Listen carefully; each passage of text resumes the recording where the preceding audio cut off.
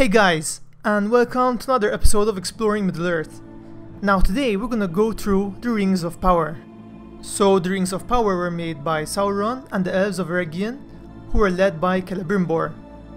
Now Celebrimbor was the last descendant of Feanor, who was the most famous smith to ever live in Middle-earth. And thus, it's no surprise that Celebrimbor inherited his skills. Sauron, on the other hand, at the start of his life was a servant of Ol the Smith, who was one of the Vala, and the Vala were basically like gods. And thus again, it comes at no surprise that Sauron delved into the arts of smithing. Now one wouldn't expect the elves and Sauron to work together, but Sauron deceived them by using a fair appearance, and he changed his name to Annatar, which means Lord of Gifts, and thus the elves didn't suspect his true motives and who he really was. Sauron then brought forth the idea of the Rings of Power, and he and Celebrimbor put their vast skills together to create these. So first 16 rings were made, and these were considered practice rings for the smiths and not the final culmination of their skills. Now Sauron was directly involved in creating these 16, and these rings would be the rings which are eventually given to the leaders of men and dwarves. However, the final 3 rings, and the most powerful ones, were crafted by Celebrimbor alone, and Sauron never helped in their creation, and these 3 rings eventually came to be the 3 Elven rings. So the first Elven ring was Narya, which was also known as the Ring of Fire, and this was given to Gil-galad, who was the High King of Noldor, and he then entrusted it to Círdan of the Grey Havens. The second ring was Nenya, which was also known as the Ring of Water, and it was given to Galadriel. And finally, the last ring was Vilya, the Ring of Air, and this was also given to Gil-galad. Now Narya is said to have the power to inspire others against tyranny, domination and despair. It's also believed to have some control over the element of fire, but this is never confirmed. This ring was eventually given to Gandalf by Círdan when Gandalf arrived at the Grey Havens, cause Círdan understood the great labours that lied ahead of him. Nenya's power was that of preservation and protection, but being the Ring of Water, it also made Galadriel long for the sea and to return to the Undying Lands. Finally, Vilya is said to be the greatest of all 3 rings, and before the last alliance, Gil-galad entrusted it to Elrond. Now its powers are said to be healing and preservation, but there is also speculation that Elrond used it to create the wave of water that defeated the Nazgul when they attempted to enter Rivendell.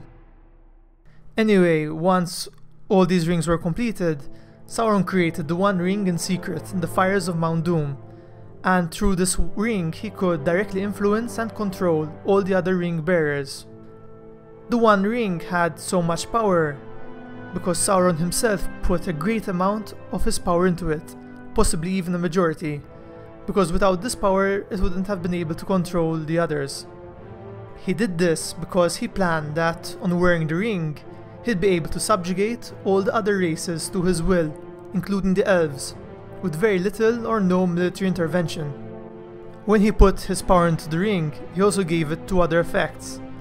Firstly, it augmented the strength and power of its user 100-fold, and somehow this effect also affected Sauron, as it's believed he had more power by using the ring than if he never made it into it in the first place. Thus, it's believed to have a catalyst effect.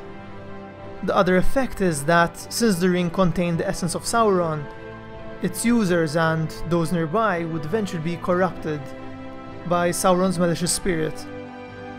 Now Sauron's plan didn't work out as perfectly as he hoped, as the elves felt the interference and all 3 leaders took off the rings before he could control them.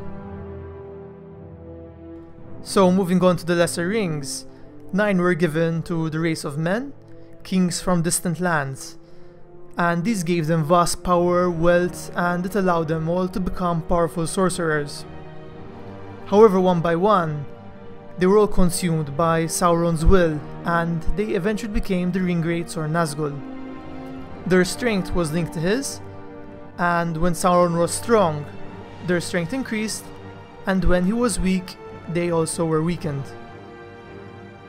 7 of the lesser rings were given to the dwarf lords, 1 for each of the 7 dwarf clans, and these were the Longbeards, Firebeards, Broadbeams, Iron Fists, Stiffbeards, Blacklocks, and Stonefoots respectively.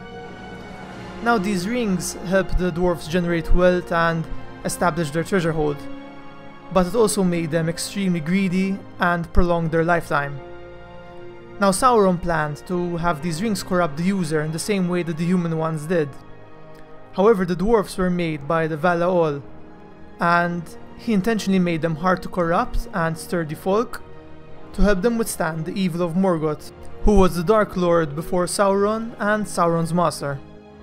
Now the Elven rings were the only ones not to have any detrimental side effects to the user, as they were untouched by Sauron unlike the others. However, they were still bound to the One Ring, and thus once the One Ring was destroyed, all the other rings, including the Elven ones, lost their power. This eventually causes the Elven realms of Lorien and Rivendell to fade away and diminish with time. So that's a decent summary of the Rings of Power. It doesn't include some of the small details about the rings, their individual histories and such, because it have so many names and so many tiny details that I think it would get confusing, and these things are better covered in a separate video. I hope you enjoyed this video and you got something out of it. If you enjoy this type of content, please subscribe, and if you can, leave a like, because it helps this channel immensely. Also, if you have any questions, theories, or disagree with me, or have any suggestions for future videos, feel free to leave a comment below. As always guys, I really appreciate you watching this video, and I hope you all have a terrific day.